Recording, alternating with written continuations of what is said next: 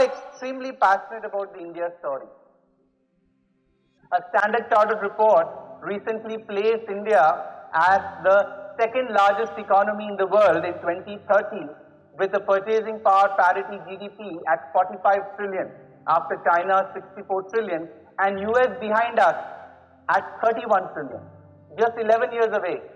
And 2050, Mr. Adi Godrej in a recent article said that India would be the #1 economy in purchasing power parity. Another 3 decades, we're not talking about another century. But what is important is that we miss out the fact that all of this would be possible and sustainable when the social inequities which we just talked about are addressed. One statistic which I would like to quote here, 16 crore people in India still do not have access to clean drinking water. We have the recent the announcement on tap water reaching all the households in the next 5 years. These are basic requirements which sitting in a posh air-conditioned setup we kind of ignore. But these, if addressed, will truly help that success story of India become sustainable. So how is this connected with win-win, and why am I sharing all these statistics and fact files with you? I think if corporations make a beginning, we can make a lot of difference. And because most of my work, all the 3 books are focused on corporations, I'd like to share some examples where win-win decisions led to great outcomes, not only for the company, but for all their stakeholders. For long, we've always been taught that corporations run by the economic principles of zero sum. You win, I lose, or I win and you lose. How can both of us win, right? Either of us has to have a better opportunity than the other. So let me share some examples of how corporations have designed these innovative ways. I'll quickly run through one for each. The first one is of Tata Team. In around the year 2000, they wanted to divest from their plantations business in Kannan Devan Hills in South India. There are 3 options. Sell off the plantations. McLeod Russell acquired 70 estates of HUL in Assam. Good option. But Tata Tea was in the red. If they would have done that, the acquirer would have laid off all the plantation workers. No. Second, close down the plantations. 13,000 plantation workers will lose jobs. No. They did what was their third option. They divested the ownership of these plantations to the employees. And the employees now became the suppliers of the company. In a matter of half a decade, the plantation business turned around. But what is important is, during this period, Tata Tea was having an annual commitment of 15 crores in the well-being of these employees, who were now no longer their employees. They were their suppliers. Should we continue with these kind of investments, or should we stop? The Tatas decided that come what may, we will continue to contribute to their health, education and skill development, even though employees have become suppliers. HDFC Bank, way back in mid-1990s, started the core banking solution. At that time, SBI and other public sector banks had a particular system. You are the customer of a particular branch, not of the bank. So you can go only to that branch and get your transactions done. The core banking solutions made all of this a centralized process, and you became a customer of the bank. The branches became sales and service outlets, and the focus of the frontline managers was not the drudgery of opening bank accounts or giving you new checkbooks and passbooks, but to see what best they can do for the customers. The efficiency and the innovation led to a direct impact on the bottom line. Win-win. Customers win, employees win, company wins. Environment.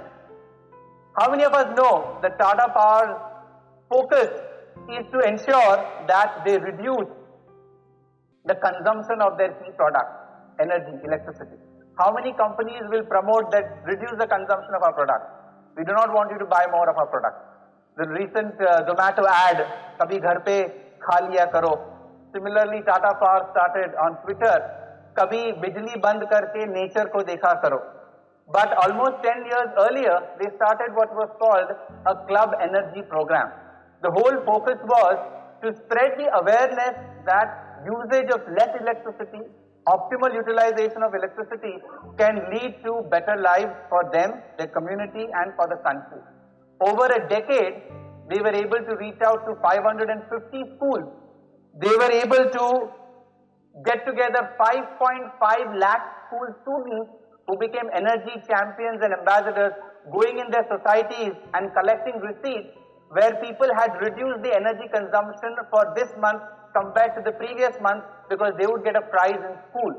Effectively, they have been able to save 3 crore units of energy in 10 years. Win-win.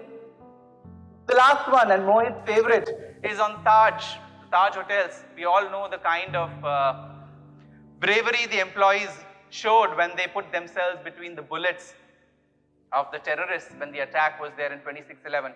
I personally lost my neighbors in the attack in Oberoi.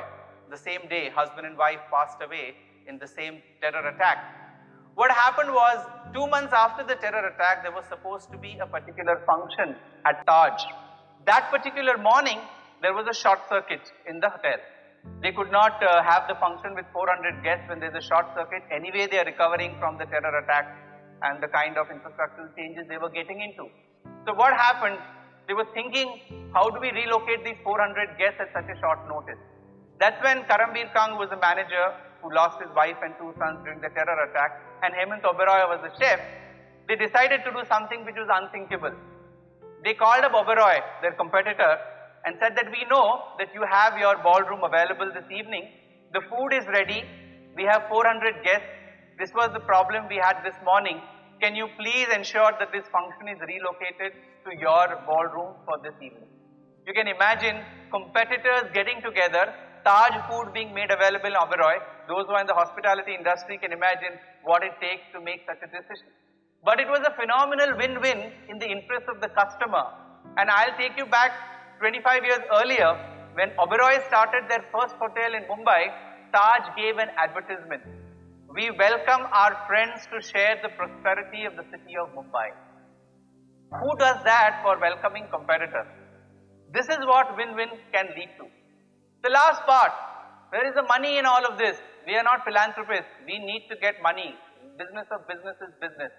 So in both my books, Win-Win Corporations and the Taj Group, I have compared the performance of the companies I have studied, 6 of them in Win-Win, and 16 of them from the Tata Group in the Tata Group book, and have showed that in 20-year period for Win-Win, if a lakh rupees was invested in these 6 companies and also invested in the Sensex would have given a return of 8 lakhs, whereas the Win-Win corporations gave 7 times more return, which was 54 lakhs. With Tata's, if a lakh was invested in 92 just after liberalization and the same amount invested in the Sensex and Nifty, by 2017, the Sensex and Nifty investments gave returns of about 10 lakhs. Investments in these 16 companies over the same period gave 4 times the returns, which was 40 lakhs.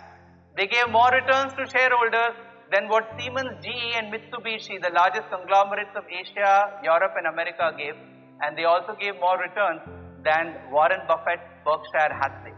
So win-win can also be financially rewarding. I'll conclude with a message which our scriptures have given us. We've been long antagonizing of business versus society. We need to move towards the synergy of business and society and eventually move towards the enlightened self-interest of business for society. So the Taittiriya Upanishad says, Sahana vavatu, sahana bhunaktu, sahaviryam karavavahai, tejasvinavaditamastu ma vidvishavahi. Let us grow together. Let us be nourished together. Let us use our energies for common good. And let us protect each other for the larger interests. I think that is the true win-win which has guided India for several millennia, and I'm sure it will in the future too. Thank you.